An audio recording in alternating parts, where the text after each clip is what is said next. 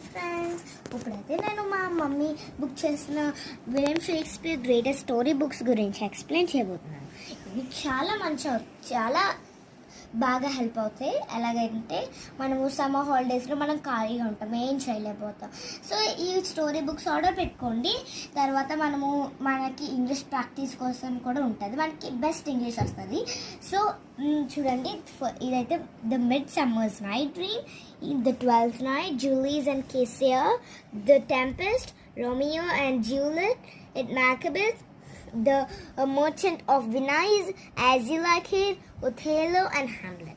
ఇప్పుడైతే నేను ఒక బుక్ తీసుకొని ఎక్స్ప్లెయిన్ చేయబోతున్నాను. This is the mid summers night dream. ఓకేనా? జస్ట్ మనం ఇలా ఓపెన్ చేసిన వెంటనే విలియం షేక్స్పియర్ గురించి ఉంటుంది. మన నేమ్ కూడా రాసుకోవచ్చు ఇక్కడ. ఇక్కడ మనం ఆ స్టోరీ ఈ స్టోరీ నేమ్ ఇక్కడ ఉంటుంది.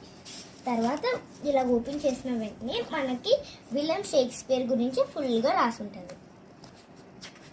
తర్వాత ద రియల్ స్టోరీ బిగిన్స్.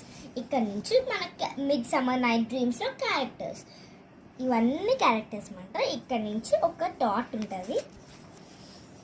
తర్వాత ద రియల్ స్టోరీ బిగిన్స్. ఇక్కడ నుంచి మన mid summer night dreams start అవుతుంది. థ్యాంక్ యూ ఫ్రెండ్స్, ఇప్పుడైతే నేను మా మమ్మీ బుక్ చేసిన William Shakespeare greatest story books గురించి ఎక్స్ప్లెయిన్ చేయబోతున్నాను. ఇవి చాలా బాగా హెల్ప్ అవుతాయి. ఎలాగంటే మనము సమ్మర్ హాలిడేస్లో మనం ఖాళీగా ఉంటాం, ఏం చేయలేకపోతాం.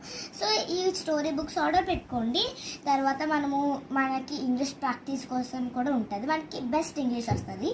సో చూడండి, ఇదైతే the mid summers night dream, the 12th night, Julius and Caesar, the Tempest, Romeo and Juliet, at Macbeth, the Merchant of Venice, As You Like It, Othello and Hamlet.